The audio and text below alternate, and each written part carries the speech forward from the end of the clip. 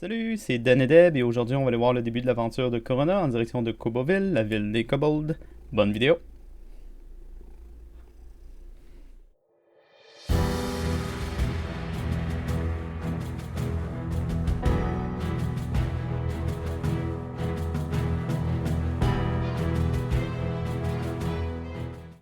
Suite à leur arrivée dans la province de Beauport, les cabochons découvrent un campement Neko, une race d'hommes-chats à la stature de nains.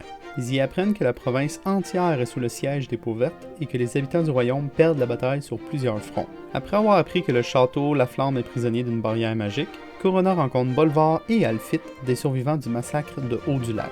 Ceux-ci leur apprennent également plusieurs choses. La commandante des peaux vertes à Haut-du-Lac ressemble étrangement à Arwen. Un membre de la famille royale y sera exécuté d'ici peu. Et Alphite cherchait également un membre de sa famille qui a disparu. Malek et Poe veulent partir au sud vers Coboville et la Swamp, la ville des écailleux, alors que Winston veut aller au nord avec Alphite et Bolvar pour chercher Arwen et sauver le membre de sa famille qui sera exécuté. La solution est donc simple, alors que Corona part au sud, Winston rejoint Alphite et Bolvar pour s'aventurer au nord. De toute façon, personne ne sait comment franchir la barrière du château La Flamme. Malek, Querdial et Poe sont sur leur charrette en direction de Coboville. Comme Winston est parti en direction de Haut-du-Lac avec Bolvar et Alphite, le groupe est maintenant réduit à 3 cabochons, voire 2, puisque Querdial ne fait présentement rien. Alors qu'ils approchent du village Kobold, ils remarquent 2 gobelins qui tournent autour d'un buisson.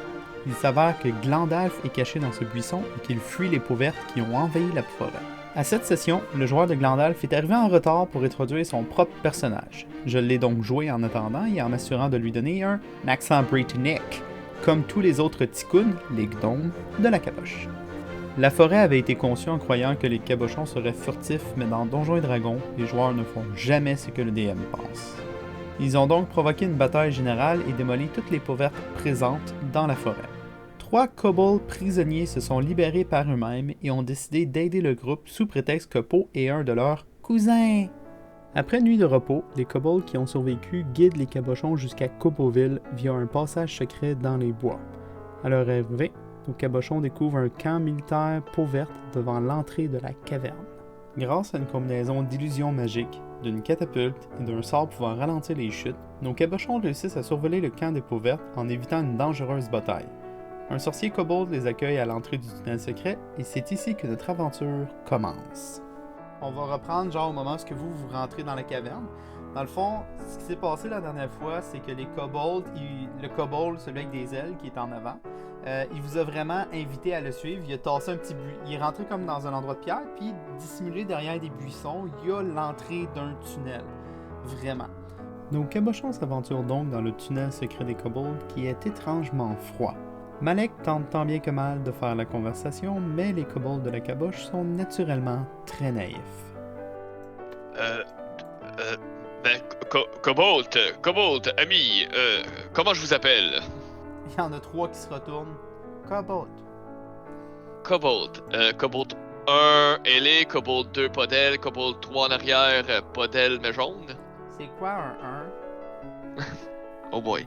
Il est cependant interrompu par sa dépendance au chapeau. Est-ce que c'est combien loin? Là, je remarque quelque chose. Oh.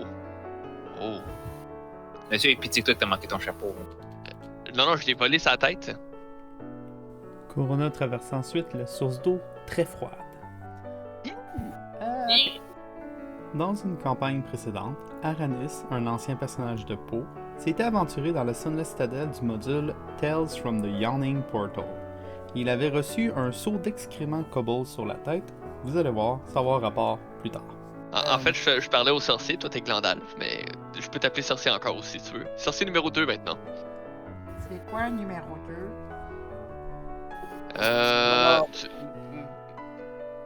Poe, tu peux lui expliquer.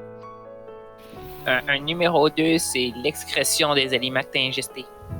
Ah, ok, c'est un piège, un numéro 2. Je pense que vous faites ça, oui. De l'autre côté de la chute, le kobold met en garde les cabochons car ils devront sauter par-dessus une fosse piégée. Pour montrer l'exemple, le kobold saute en premier.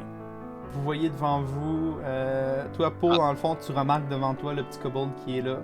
Il s'accote, il se met sur le bord de la fosse, il n'y a pas assez de place pour pouvoir prendre son élan, puis il balance ses bras. C'est toujours dangereux, ça. Ah non! Ouais, Ah! Oh non!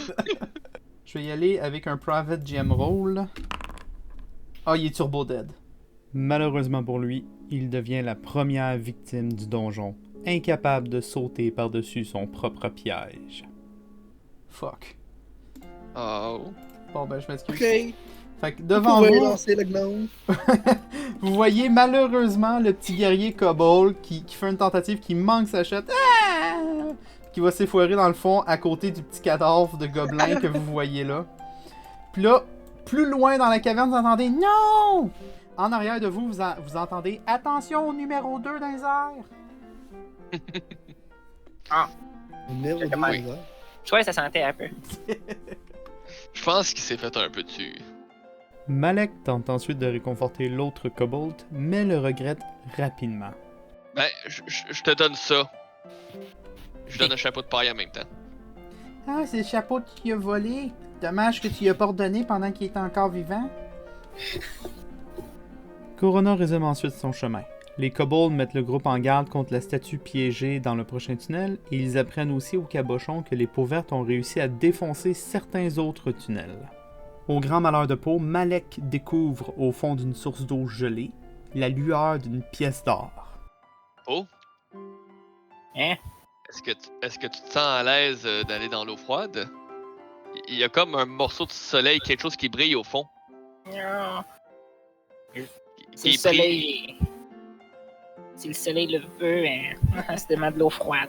Poe trouve ensuite un trésor caché, puis le groupe reprend son chemin. Il essaie de. Il se met à. Comme on est dans Fort Boyard, là, puis il essaie de.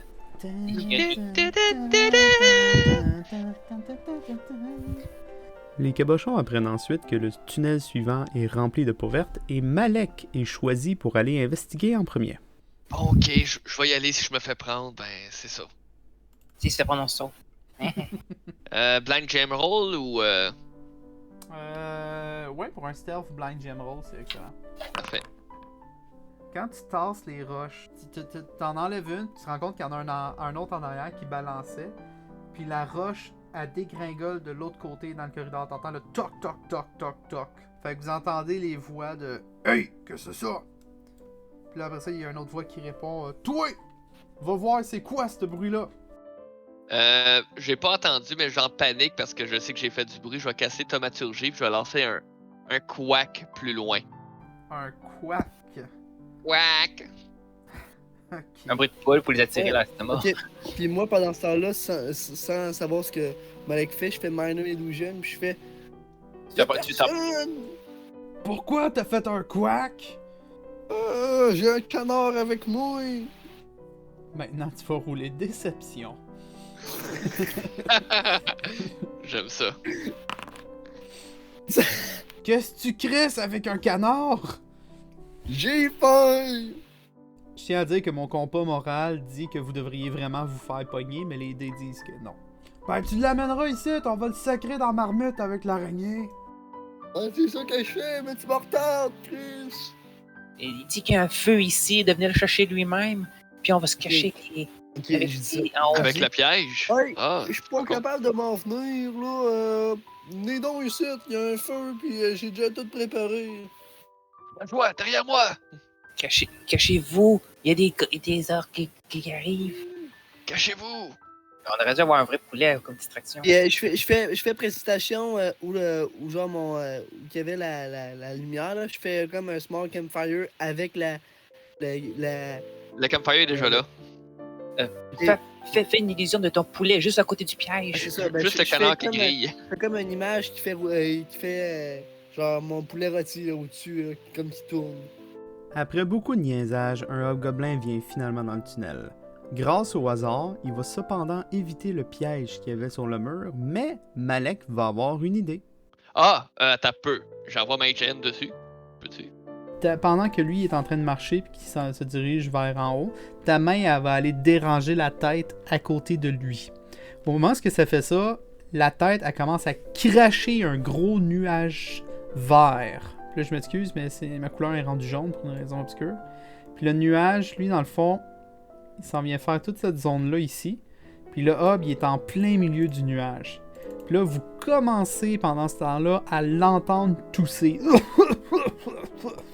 Le hobgoblin est donc effectivement empoisonné.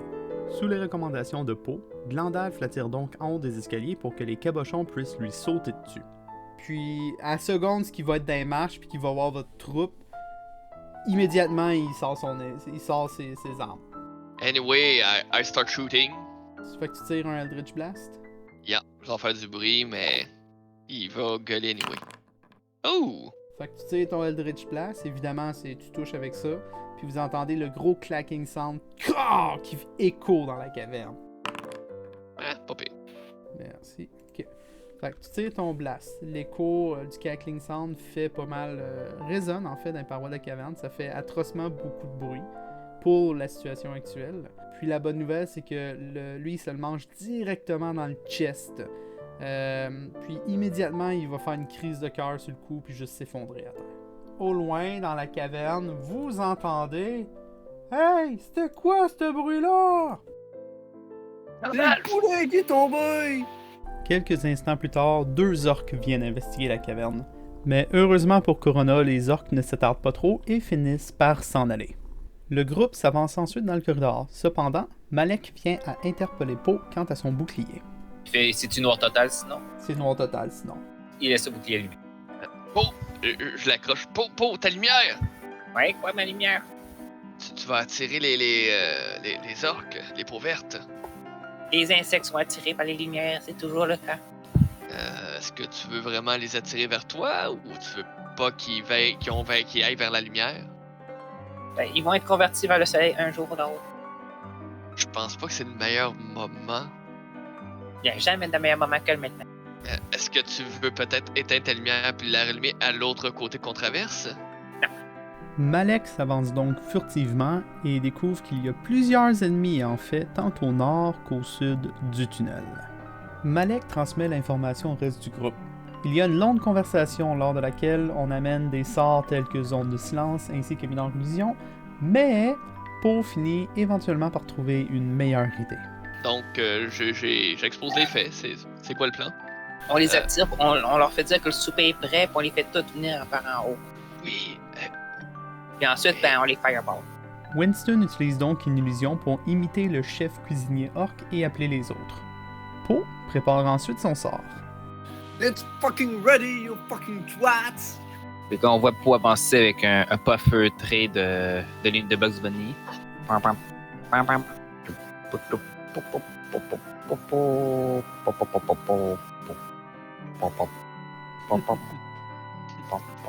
Poe place sa zone, puis tire sa fireball.